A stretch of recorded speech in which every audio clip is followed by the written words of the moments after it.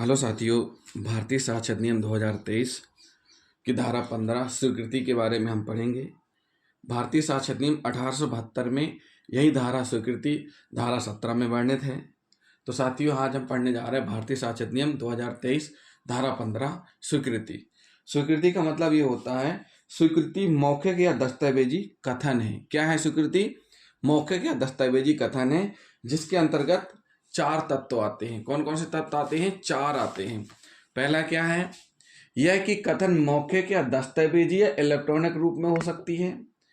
दूसरा, यह कि कथन ऐसा होना चाहिए जो किसी विवादक या सुसंगत तथ्य के निष्कर्ष के बारे में अनुमान लगाया जा सके, जिससे यह कि कथन धारा 16, 17, 18 साक्षर अधिनियम 2023 की धारा 16, 17, 18 में वर्णित व्यक्तियों द्वारा किया गया हो। धारा 16 स्वीकृति कौन कर सकता है, और साथ ही साथ धारा 17, 18 ऐसे पक्षकारों द्वारा प्राधिकृत अभिकर्ता द्वारा स्वीकृति साथियों 7 प्रकार के व्यक्ति स्वीकृति कर सकते हैं।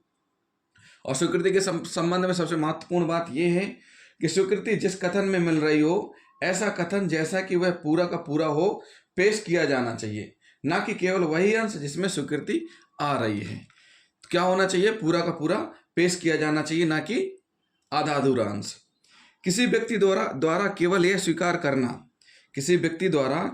स्वीकार करना कि उसने किसी कागज पर या यह जाने बगैर, अब इस लाइन को फिर से सुनिए साथियों, किसी व्यक्ति द्वारा केवल यह स्वीकार करना कि उसने किसी कागज पर यह जाने बगैर कि वह क्या था, अर्थात उसकी प्रकृति एवं अंतर वस्तु क्या थी, अंगूठा लगाया था या हस्ताक्षर किए थे, इससे यह नहीं कहा जा सकता कि उसने दस्तावेज निष्पादित किए। मतलब उसको पता ही नहीं है कि उसमें लिखा क्या था, साइन करवा लिए या खाली कागज में साइन करवा लिए, फिर उसको आप प्रोड्यूस कर रहे हैं और जब एविडेंस हो रहे हैं तो बोल रहा है मुझको तो पता ही नहीं है कि कब ये तैयार हुआ। तो उस स्थिति में ये ग्राह्य नहीं मानी जाएगी।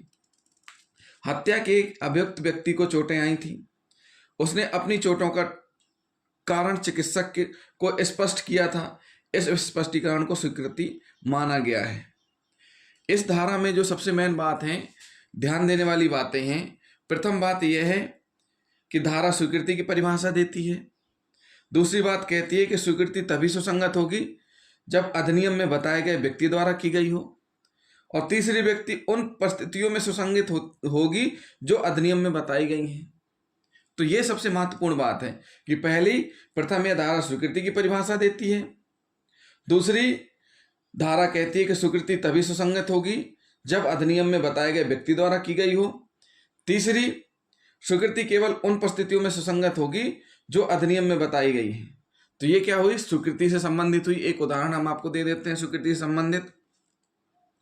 उदाहरण है, यदि किसी व्यक्ति पर विष द्वारा हत्या करने का आरोप है और वह मानता है कि उसने वैसा विष खरीदा था, इससे यह प्रतीत होता है कि वह हत्या का दोषी है।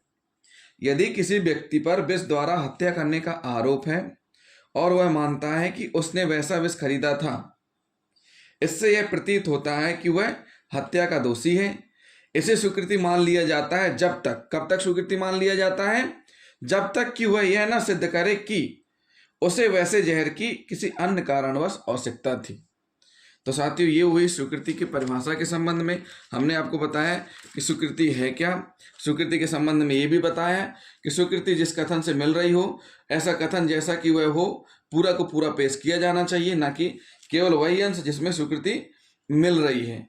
तो पूरा का पूरा अंश पेश किया जाना चाहिए। और ये हो गया स्वीकृति का भाग 1। स्वीकृति के भाग 2 में हम आपको बताएंगे कि स्वीकृति के प्रकार क्या है, स्वीकृति व अनुस्वीकृति क्या होती है, एडमिशन एंड हेरेसी क्या है, इसके बारे में बताएंगे। कब ग्राह्य है, कब ग्राह्य नहीं है।